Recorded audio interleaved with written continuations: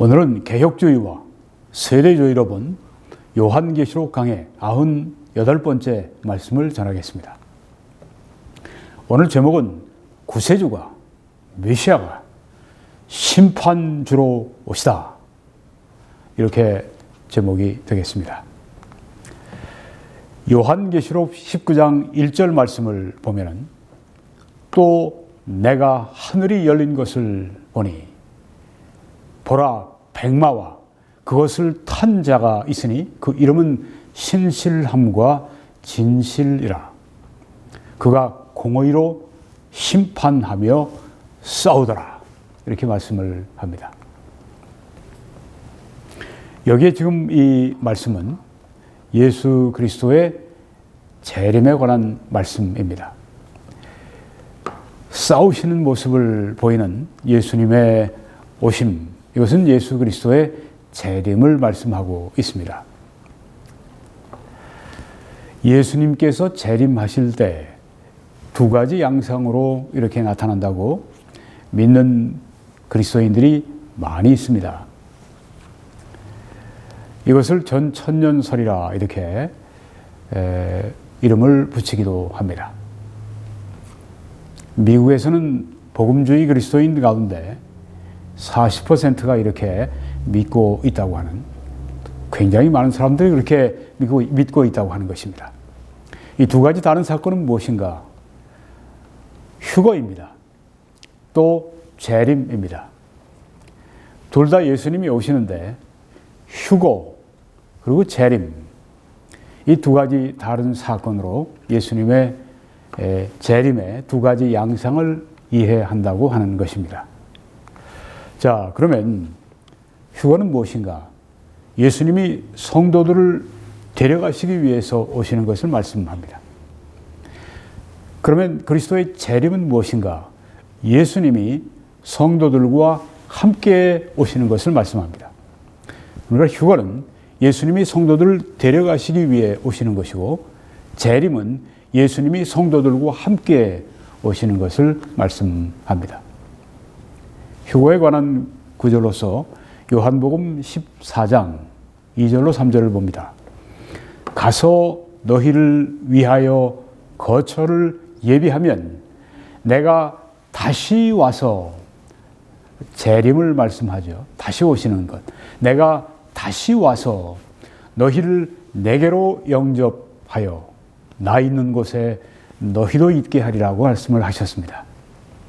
여기에 이 말씀은 예수님께서 성도들을 찾아오셔서 그들을 예수님께 영접해 주시는 그 상황을 말씀하고 있습니다. 이것을 휴거라고 말씀합니다. 또 데살로니가전서 4장의 말씀 보게 되면 주께서 호령과 천사장의 소리와 하나님의 나팔 소리로 친히 하늘로부터 강림하시리니 그리스도 안에서 죽은 자들이 먼저 일어나고 하고 말씀합니다.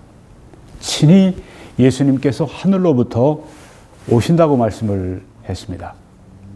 그러면 그리스도 안에서 죽은 자들이 먼저 일어나고 그 후에 우리 살아남은 자들도 그들과 함께 구름 속으로 끌어올려, 여기 끌어올려라고 하는 단어가 휴거라고 그렇게 우리가 그 단어를 말하는 것입니다. 끌어올린다, 끌어서 올린다. 영어로는 rapture라고 이렇게 얘기를 합니다. 끌어올린다. 그래서 공중에서 주를 영접하게 하시리니 그리하여 우리가 항상 주와 함께 있으리라. 네, 여기에 이 말씀은 예수님께서 오시는데 그 이유는 성도들을 영접하시기 위해서 오신다는 말씀입니다. 그런데 그들을 어떻게 영접하시는가? 지상에 있는 그들을 끌어올려서 먼저 죽은 자들이 부활해서 일어나고 그 다음에 살아남은 자들도 함께 구름 속으로 끌어올린다고 말씀을 했습니다. 그래서 공중에서 주를 영접하게 하신다, 그렇게 말씀을 했습니다. 아주 정말 놀라운 그런 그 사건이 아닐 수가 없습니다. 휴거. 갑자기 지구상에 상당수의 사람들이 마치 수증기가 증발하듯이 그냥 사라져버리는 것입니다. 눈 깜짝할 사이에 끌어올려서 구름 속으로 끌어올려서 공중에서 주를 영접하게 하시는 이 사건을 휴거라고 그렇게 말을 합니다. 그러면 예수님의 재림의 또 다른 양상, 파이널, 아주 피날레가 예수님의 재림이라고 우리가 말하는데 요한계시록 19장에 나오는 말씀입니다. 14절에 하늘에 있는 군대들이, 여기에는 천사들과 또 성도들이 다 포함됩니다. 천국에 있는 성도들이 희고 깨끗한 세마포 옷을 입고 백마를 타고 그를, 그리스도 예수를 따르더라, 그렇게 말씀했습니다. 여기에는 예수님께서 오시는데 조금 전에는 성도들을 찾아오셔서 공중으로 그들을 끌어올리셔서 구름 속으로 끌어올리셔서 공중에서 만나는, 영접해 주시는 것을 말씀하고 있습니다. 그런데 여기에 예수님이 오시는 것은 성도들을 끌어올리시기 위해 오시는 것이 아니라 함께 하늘에 있는 군대들이 함께 예수님을 따라오는 것을 여기에 보게 됩니다. 휴거는 그래서 예수님께서 그의 백성들을 찾아오시는 것이고 그들을 영접하기 위해 오시는 것이고, 재림은 예수님께서 성도들과 함께 성도들이 그를 따르면서 예수님을 따르면서 오는 것을 가리키는 사건이라고 하는 것입니다. 네, 또 휴거와 재림의 두 가지 다른 양상이 있습니다. 휴거는 예수님이 성도들을 천국으로 데려가시기 위해서 공중에서 만나십니다. 그런데 재림은 예수님이 성도들과 함께 하늘에서 지상으로 오시는 것을 가리킵니다. 휴거는 성도들이 예수님을 만나기 위해서 공중으로 끌어올리는 그 사건이고, 재림은 예수님이 성도들과 함께 하늘에서 지상으로 내려오시는 것을 가리킨다고 하는 것입니다. 휴거에 관한 말씀 데살로니가전서 4장에 다시 우리가 보겠습니다. 그 후에 우리 살아남은 자들도 그들과 함께 구름 속으로 끌어올려 공중에서 주를 영접하게 하시리니 그리하여 우리가 항상 주와 함께 있으리라, 그렇게 말씀을 했습니다. 또 요한복음 14장에 내 아버지 집에 거할 곳이 많도다. 그렇지 않으면 너희에게 일렀으리라. 내가 너희를 위하여 거처를 예비하러 가노니. 벌써 2000년 전에 가셔서 거처를 지금 예비하고 계십니다. 아주 잘 예비하실 것입니다. 2000년이란 그 시간 또 얼마나 더 흐를지 모르지만 가서 너희를 위하여 거처를 예비하면 내가 다시 와서, 네, 예수님이 다시 오셔서 너희를 내게로 영접하여 어디에서? 공중에서 나 있는 곳에 너희도 있게 하리라 하고 말씀을 했습니다. 네, 그런데 재림은 어떻습니까? 휴거는 예수님께서 우리를 공중에서 만나시는 것이고 성도들을 끌어올리셔서 공중에서 만나시고 영접해 주시는 것이고, 재림은 성도들과 함께 이 지상으로, 하늘에서 지상으로 내려오시는 것을 가리킵니다. 스가랴 1장에 보게 되면 그날에 그의 그리스도의 발이 예루살렘 앞 곧 동쪽 감람산에 서실 것이요 하고 말씀을 했습니다. 조금 전에 휴거는 구름 속으로 끌어올려서 공중에서 성도들과 예수님이 만나시는 장면이 나오는데, 여기에는 예수님께서 이 지상에 오셔서 예수님의 발이 예루살렘 앞 곧 동쪽 감람산에 서실 것이라 이렇게 말씀하셨습니다. 하늘에서 지상으로 내려오시는 것입니다.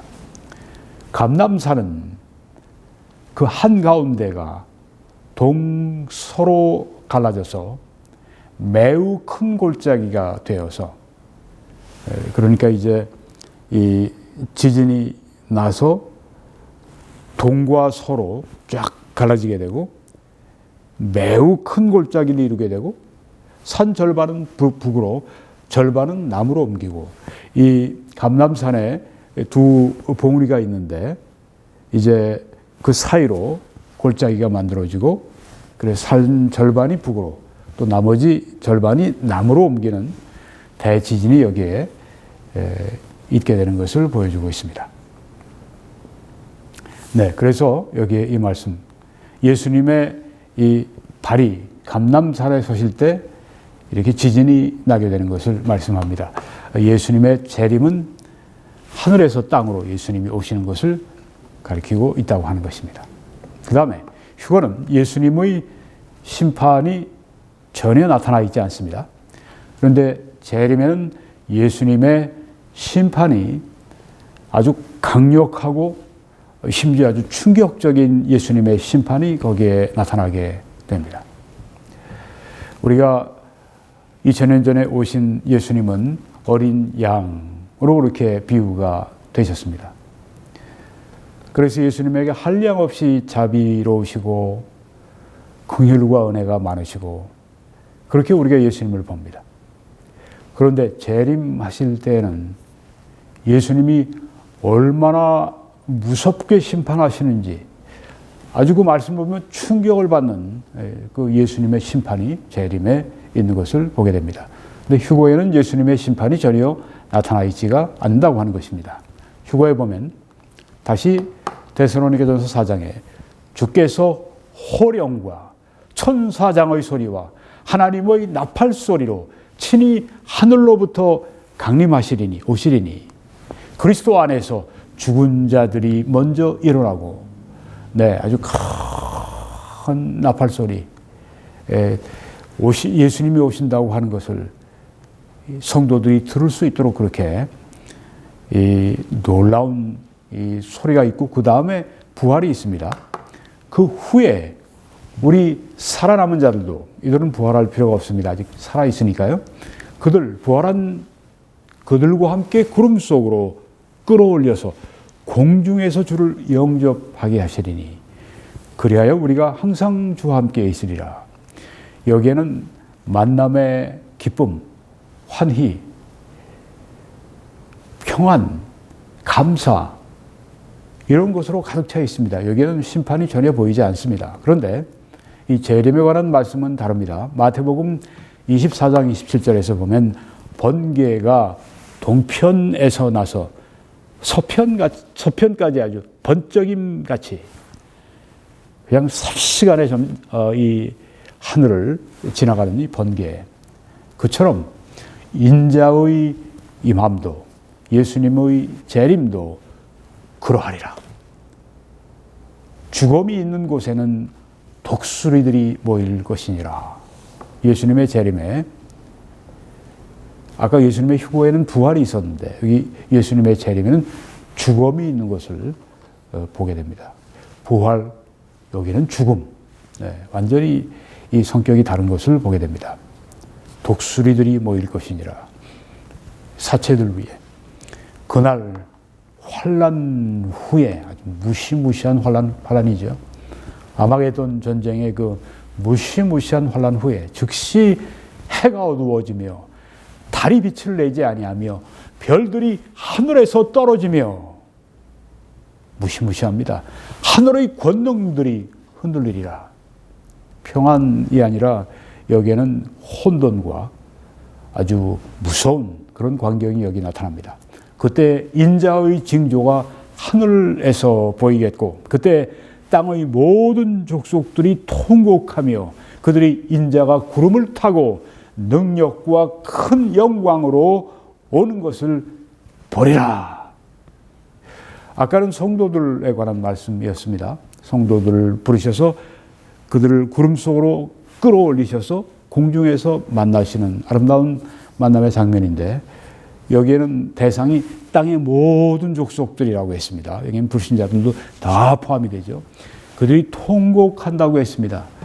아까는 웃음이었는데 기쁨이었는데 여기에는 통곡하는 눈물을 흘리고 통곡하는 완전히 모습이 다른 두 양상을 보게 됩니다.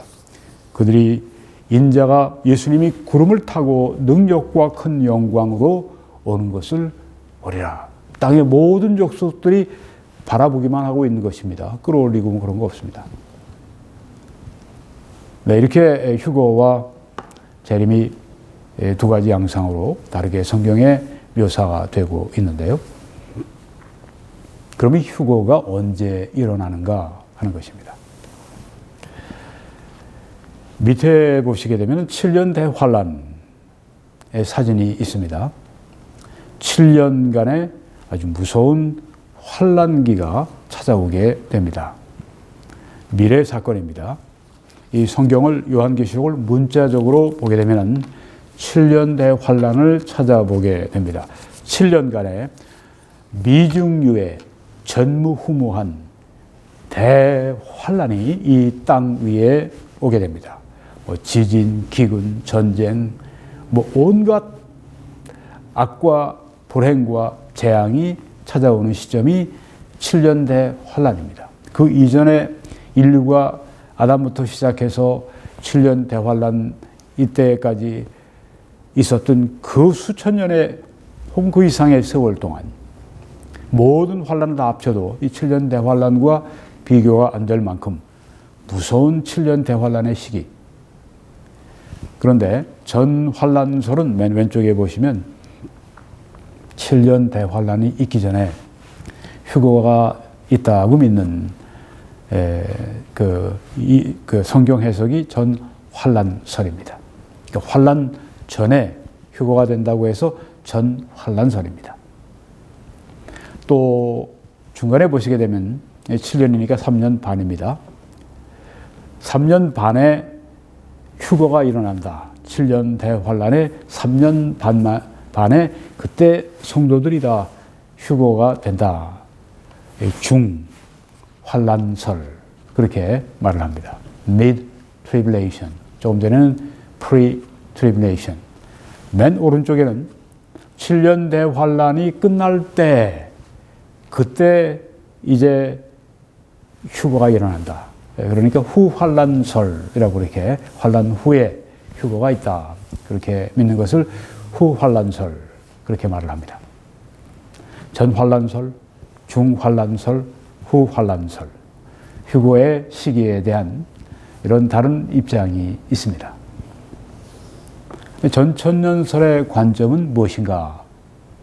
7년 대환란 있기 전에 하나님은 교회를 성도들을 부르신다. 끌어올리셔서 공중에서 주를 만나게 하시고 주를 영접하게 하시고 천국에서 영원히 주님과 함께 있게 하십니다. 그리고 이 땅에 하나님의 심판이 시작이 되는데 7년 대환란이 있습니다. 말도 못할 그 환란을 이 세상이 경험하게 되는 것입니다. 그리고 끝날 때쯤 그때 예수님이 심판하시기 위해서 재림을 하신 바로 이것이 전천년설의 관점입니다. 네, 재림은 무엇인가? 예수 그리스도께서 구세주께서 메시아께서 심판주로 오시는 사건을 말하는 것입니다. 그러니까 이 세상은 죄악 세상은 가장 무서운 때가 언제냐 하면 예수님께서 재림하시는 때입니다. 성도들은 정반대죠. 그렇지만 이 예수님의 재림은 초점이 심판에 있습니다. 예수님이 심판하시기 위해 오신다. 휴거는 어떻습니까? 심판을 위해서 있는 것이 아니라 예수님께서 우리 성도들 은혜로 끌어올리시고 천국으로 데려가시는 바로 그것이 휴거입니다. 재림은 무엇인가? 구세주가 심판주로 오시는 것을 말씀합니다. 네, 오늘 본문 말씀 한 절만 몇 가지만 보고 마치려고 합니다. 내가 하늘이 열린 것을 보니 사도 요한이 이렇게 말을 했습니다. 하늘이 열렸습니다. 이제는 시간이 된 것입니다. 심판주로 오시는 구세주가 재림하시는 그 시간이 온 것입니다. 내가 하늘이 열린 것을 보니 이제는 재림의 시간이 오게 된 것입니다. 네, 이 재림, 이 마태복음 24장 27절에 이 말씀. 자, 여기 하늘이 열린 것을 보았다. 재림의 때 여기에 관한 말씀입니다. 다시 우리가 보겠습니다. 번개가 동편에서 나서 서편까지 번쩍임같이 인자의 임함도 그러하리라. 죽음이 있는 곳에는 독수리들이 모일 것이니라. 그날 환난 후에 즉시 해가 어두워지며 달이 빛을 내지 아니하며 별들이 하늘에서 떨어지며 하늘의 권능들이 흔들리리라. 진짜 경천동지입니다. 그때 인자의 징조가 하늘에서 보이겠고 그때 땅의 모든 족속들이 통곡하며 그들이 인자가 구름을 타고 능력과 큰 영광으로 오는 것을 보리라. 이게 재림의 시간입니다. 사도 요한이 내가 하늘이 열린 것을 보니 했을 때 그 시점이 바로 이 재림의 시점, 구세주가 심판주로 오시는 그 시점을 말하는 것입니다. 그가 큰 나팔 소리와 함께 천사들을 보내리니 그들이 그의 택하신 자들을 하늘 이 끝에서 저 끝까지 사방에서 모으리라. 그들도 택한 자들이 있으니까 여기에 또 모으시는 것을 보여주고 있습니다.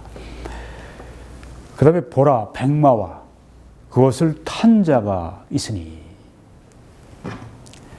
여기에 탄 자, 백마를 탄 자가 있습니다. 여기 백마 또 이런 것들은 상징이라고 우리가 볼 수가 있습니다. 예수님이 오시는 것이 실제 사건이죠. 탄 자가 있다. 예수 그리스도. 베들레헴에서 아기의 모습으로 출생하신 하나님의 아들. 본질상 하나님. 이 땅에서 하나님의 뜻 가운데 순종하시고 사람들을 사랑하시고 우리들에게 하나님이 누구신지를 보여주신 분. 그리고 우리의 죄를 위해서 십자가의 속죄의 제물이 되어주셔서 피 흘려 죽으신 주. 그리고 장사 지낸 바 되셨다가 약속하신 것처럼 사흘 만에 부활하시고 그리고 40일이 지나신 후에 승천하셨다가 하나님 보좌 우편에 앉아 계셔서 우리를 위해 중보 기도해 주시며 때가 되매 약속하신 왕국을 취하시기 위해서 오시는 만왕의 왕. 이분이 바로 여기 보라 백마와 그것을 탄 자가 있다고 하는 바로 탄 자, 만왕의 왕, 우리의 재림하시는 왕 그리스도를 여기에 보여주고 있습니다. 여기 보라 백마와 하고 말씀했는데요. 그것을 탄 자가 있다. 예수님이 백마를 타고 오셨다고 했는데 이 백마는 예전에 로마의 장군들이 전쟁에서 승리하고 난 다음에는 이 로마에 들어와서 이제 퍼레이드를 할 때 그때 백마를 타고 들어옵니다. 그것은 그 장군이 승전한 장군이라고 하는 그런 뜻이 있습니다. 승리의 상징이 백마입니다. 즉 예수님이 백마를 타고 오신다고 하는 것은 예수님은 승리하신 왕으로 오신다고 하는 그런 말씀입니다. 보라 백마와 백마는 또 순결함과 거룩함의 상징입니다. 예수 그리스도는 순결하시고 예수 그리스도는 거룩하시다고 하는 것을 또한 보여주고 있는 말씀입니다. 그리고 그 백마를 탄 자 그 이름은 신실함과 진실이라. faithfulness and true, faithful and true 그렇게 말씀했습니다. 신실하고 진실하시다. 예수 그리스도는 신실하시고 진실하시다. 요한계시록 3장 14절에 보면 신실하고 참된 증인이시오 하는 말씀이 나옵니다. 예수님을 같은 요한계시록 앞에서 신실하신 분이다. 참된 분이다. 이렇게 말씀을 했습니다. 고린도후서 1장 20절에는 하나님의 약속은 얼마든지 그리스도 안에서 예가 되니.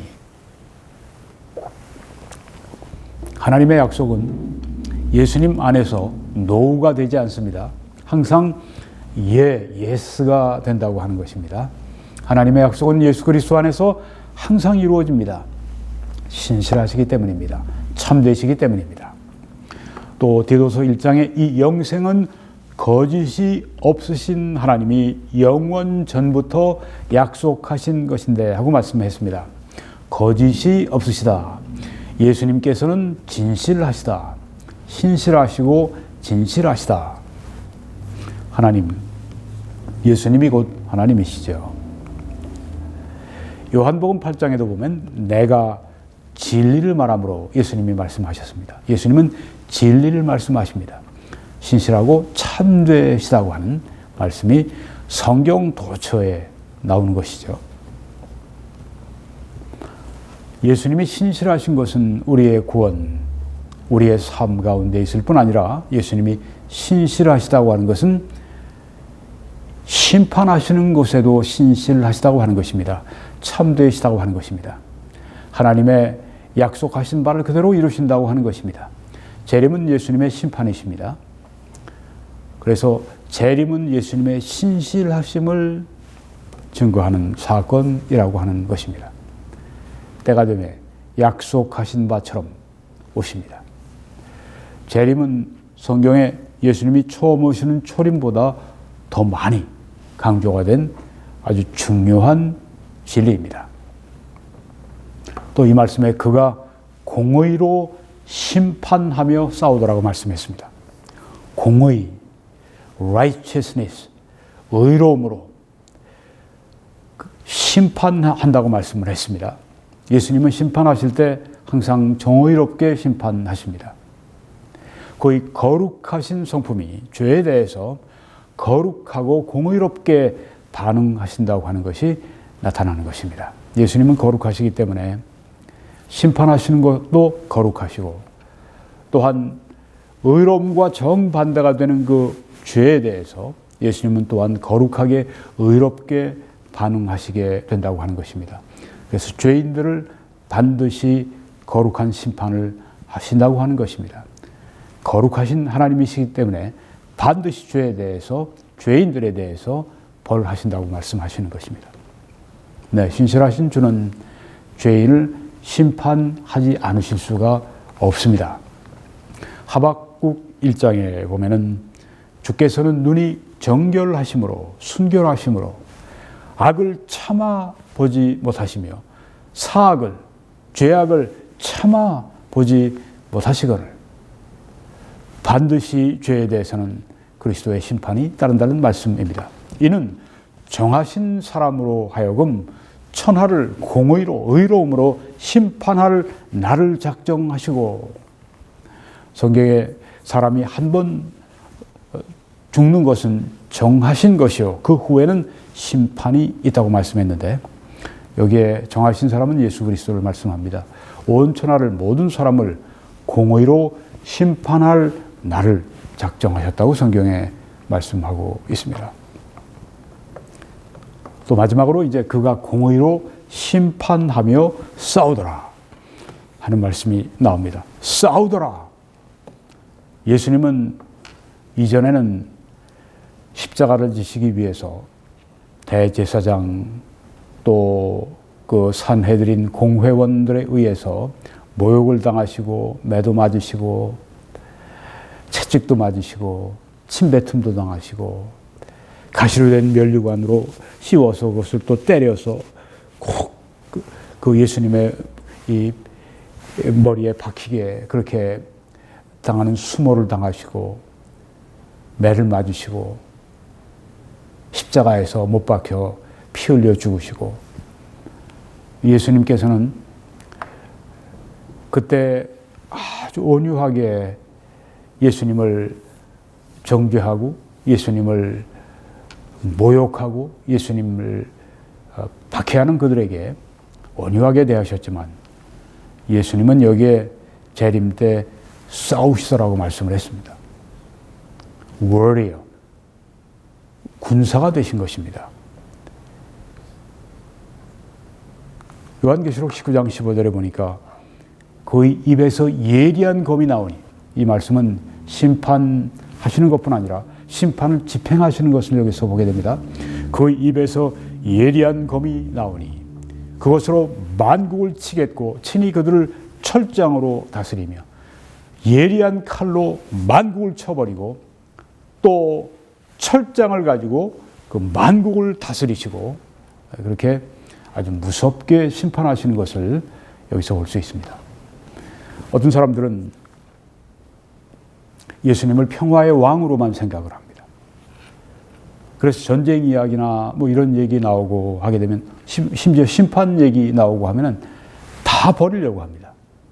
그건 신실하지 않고 진실하지 않은 태도입니다. 이 성경의 모든 말씀이 신실하고 진실하신 말씀이기 때문에 여기에 있는 복과 은혜와 구원과 축복뿐 아니라 여기에 있는 저주와 심판과 이 모든 하나님의 심판에 대해서 우리는 다 받아들여야 된다고 하는 것입니다. 예수님을 평화의 왕으로만 생각하려고 하고 예수님을 전사로서 싸우시는 분으로서 그렇게 생각하지 않으려고 하는 그런 그 편견을 가지고 있는 사람들이 있습니다. 목사가 왜 전쟁에 대해서 얘기하느냐? 목사가 평화에 대해서 얘기해야지. 그렇게 말을 하는 사람들이 있습니다. 여기 예수님께서는 전사로 오신 것입니다. 전쟁을 하기 위해 오신 것입니다. 그걸 우리가 알아야 합니다. 예수님은 가장 온유하신 분이시지만 예수님은 싸울 때 또한 여기 심판하실 때 전사로서 fighter, warrior, 군인으로서 여기 오셨다고 하는 것을 보게 됩니다. 검을 가지고 철장으로 만국을 치고 다스리는 이것은 바로 전사의 warrior의 하는 일이라고 하는 것입니다. 또 친히 하나님 곧 전능하신 이의 맹렬한 진노의 포도주를 밟겠고, 네. 이게 아주 그 심판하시는 이 큰 이런 이 항아리 같은데 아주 굉장히 큰 항아리 같은데 컨테이너 같은데 그런데 이제 포도를 넣고 그 들어가서 이제 발로 지근지근 밟아서 포도들이 다 깨지고 으깨지고 거기에서 이제 이 포도의 그 붉은 물들이 막 튀어나오고 이건 심판을 여기에서 말하는 것입니다. 맹렬한 진노라고 했습니다. 보통 진노가 아닙니다. 아주 맹렬한 진노. 심판하실 때 아주 맹렬하게 심판하시는 진노를 퍼부으시는 그 모습을 여기서 보여주고 있습니다. 진노의 포도주 틀을 밟겠고 예수 그리스도가 그렇게 하신다고 하는 것입니다. 그래서 여기에 지금 이 붉은 옷, 이 피 묻은 옷을 입고 여기에 붉은 도포 옷을 통해서 저 사진을 통해서 우리가 볼 수가 있는데 성경에는 예수님을 어떻게 말씀하는가? 여호와는 용사시니 여호와는 그의 이름이시로다. 하나님의 이름은 여호와이십니다. 삼위일체 하나님의 이름은 여호와이십니다. 아버지 하나님도 그 이름이 여호와시고 아들 하나님도 여호와시고 성령 하나님 이름도 여호와이십니다. 왜? 하나님이시기 때문에. 여호와는 용사이시니 달리 얘기하면 예수 그리스도는 용사라고 하는 것입니다. 전사, 아주 용사, 네. 아주 싸움 하는 사람들 가운데도 제일 아주 맹렬하게 무섭게 두려움을 모르고 그렇게 앞장서서 싸우는 그 용사, 여호와는 예수 그리스도는 용사이시니 예수님은 싸움을 하시기 위해서 오신 것을 우리가 조금 전에 봤습니다. 예리한 검을 가지고 만국을 치시는 그것을 우리에게 보여주고 있습니다. 영광의 왕이 누구시뇨? 강하고 능한 여호와시요 전쟁에 능한 여호와시로다. Mighty in the battle. 이렇게 영어의 번역들을 했는데요. 아주 전쟁에 아주 강력한 이 용사. 그 바로 예수 그리스도시다. 이렇게 말씀을 하고 있습니다. 성경은 이 전쟁 이야기로 아주 충만합니다. 제가 이제 시국 설교를 하게 될 때 전쟁 이야기 이런 걸 하게 되면 그걸 그냥 도무지 이해를 못하고 목사가 왜 평화를 얘기해야 되지? 목사가 왜 전쟁을 이야기하느냐고 전쟁 단어도 꺼내지 못하게 합니다. 그리고 아주 굉장히 자기가 잘 믿는 사람인 것처럼 그렇게 착각을 하는 사람들이 있습니다. 이 성경은 어떤 책인 줄 아십니까? 이 안엔 피 흘린 전쟁의 이야기로 가득합니다. 모세도 전쟁을 많이 했고요. 물론 지휘를 통해서 했고, 물론 그 전에 애굽에 있을 때는 애굽인을 쳐서 죽인 그런 일도 있고요. 네. 모세의 생애는 광야에서 이 전쟁의 생애였었습니다. 그 다음에 모세 후계자 여호수아의 생애는 어떻습니까? 거긴 더 피를 많이 흘렸습니다. 왜냐하면 가나안 땅을 정복하기 위해서 정복 전쟁을 벌였기 때문에 피를 많이 흘렸습니다. 그 다음 사울 왕을 보십시오. 얼마나 많이 전쟁에서 피를 흘렸습니까? 그 다음 다윗 왕이 또 얼마나 전쟁을 많이 하고 피를 많이 흘렸습니까? 그것 때문에 하나님의 성전을 지을 수가 없었습니다. 그 다음 그 아들 솔로몬 때도 전쟁이 역시 있었습니다. 그리고 그 이후에 모든 이스라엘의 왕, 역대 왕, 열왕기 이런 모든 것들은 다 왕들의 이야기는 다 전쟁 이야기입니다. 성경은 전쟁 이야기로 충만합니다. 언제까지 전쟁을 하느냐? AD 70년에 로마에 의해서 이스라엘이 예루살렘이 여기 지금 이 사건을 보여주고 있습니다. 로마 군대가 AD 70년에 이 예루살렘을 2년 동안 에워싸고 그 다음에 AD 70년에 이제 함락을 시키는데 그때 100만이 여기서 죽죠. 지금 여기 죽는 유대인들을 지금 그리고 있지 않습니까? 네. 하여튼 그 이스라엘이 멸망하고 세계 각지로 흩어질 때까지 전쟁으로 충만한 이 성경에 전쟁 이야기로 아주 충만하다고 하는 것입니다. 그래서 전쟁에 대해서 얘기하지 말라고 하는 얘기는 성경을 전하지 말라는 그런 성경에 대해서 얘기하지 말라는 그와 동일한 것입니다. 구약에 보게 되면 이런 표현이 있습니다. 만군의 여호와. 만군은 무엇입니까? 수많은 군대. 네. 군대의 여호와. 아까 여호와는 용사시오 하는 말씀 나오지 않습니까? 신약에서는 또 어떻습니까? 우리 구원의 주라고 우리 개혁성경에 번역했는데, 개혁개정에 이것은 우리 구원의 사령관이라 이렇게 번역하면 더 좋은 번역이 될 수 있습니다. 우리 구원의 사령관이다. 만군, 사령관, 이거 다 이 전쟁과 관련된 그런 싸움과 관련된 그런 표현입니다. 예수 그리스도의 재림, 그것은 예수님께서 용사로서 심판주로서 오셔서 아주 무섭게 아주 충격적으로 심판하시는 이 세상을 심판하시는 바로 그것이 예수님의 재림입니다. 물론 이제 성도들에게는 놀라운 이 구원이 완성되는 아주 진짜 이제는 예수님이 우리와 영원히 아주 함께 하시는 그런 특별한 함께 하시는 그런 시대로 접어드는 성도들에게는 소망의 시간이죠. 우리는 휴거, 재림, 휴거를 믿는 분들이 많이 있지만 또 안 믿는 분도 많이 있습니다. 재림 때 휴거가 그때 일어난다고 믿는 분들이 있습니다. 그보다 재림, 예수님이 이 땅에 오시는 재림 이전에 7년 전에, 7년 대환란 시작하기 전에 끌어올려서 공중에서 주를 영접하는 그 휴거가 있을 것이다. 이것 때문에 아주 서로 굉장히 교리 논쟁이 심각한데요. 7년 차입니다. 그러니까 너무 그렇게 아주 그냥 심하게 싸우지는 마십시오.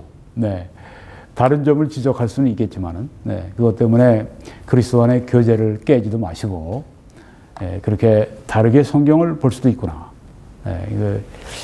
비유적으로 요한계시록을 해석하는 것과 성경을 문자적으로 해석하는, 그래서 휴거를 재림 이전에 7년 전에 성도들이 다 이제 들림받는 그런 것으로 이해한 사람들도 있고요. 또 재림 때 이제 그런 일이 일어난다. 굉장히 그때는 바쁘죠. 왜냐하면 성도들이 들림 받았다가 또 같이 내려와야 되니까. 여하간에 재림, 이제 휴거는 다 믿습니다. 언젠가 문제죠. 여간에 그보다 더 중요한 것이 있습니다. 그것은 우리가 휴거든 재림이든 우리가 깨어서 대비할 수 있어야 된다고 하는 것입니다. 인자가 올 때 잠을 자고 있지 않고 깨어 있는 자들은 복이 있다고 말씀을 했습니다. 깨어 있어야 합니다. 우리가 깨어 있을 수 있도록 그리고 잘 대비할 수 있도록 그렇게 슬기로운 다소처녀처럼 등불과 기름을 가지고 있어서 신랑이 올 때 그 기름이 계속 태워져서 등불이 환히 등불을 환히 밝혀서 신랑 예수 그리스도를 맞이하는 그런 슬기로운 다소처녀 같은 우리들이 되도록 깨어서 기도하고 신앙생활을 해야 되겠습니다. 여러분 이 메시지를 저와 함께 전해 주십시오. 어떻게 해요? 기도로. 그리고 이 동영상을 전파해 주시고 또 헌금과 재정적인 후원으로 함께 해 주셔서 여러분들이 저와 같이 이 하나님의 말씀을 땅끝까지 전해 주시기를 간곡히 부탁을 드립니다.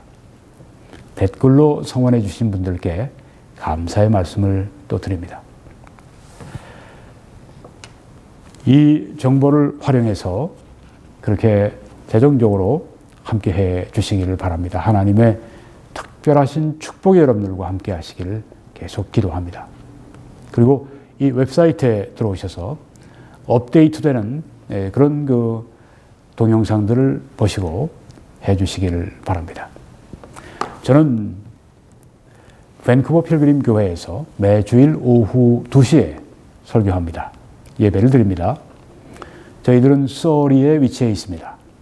예배를 마치면 우리가 예배를 잘 드렸으니까 그 다음에는 애국 보수 시민들이 모여서 시국 좌담회를 갖습니다. 아주 유익하고 또 즐거운 시간입니다. 여러분들을 초대합니다. 녹화하는 것 때문에 오후 2시 이전에 오셔서 자리를 함께 해주시면 감사하겠습니다. 하나님의 축복이 여러분들과 함께 하시기를 간절히 축원합니다.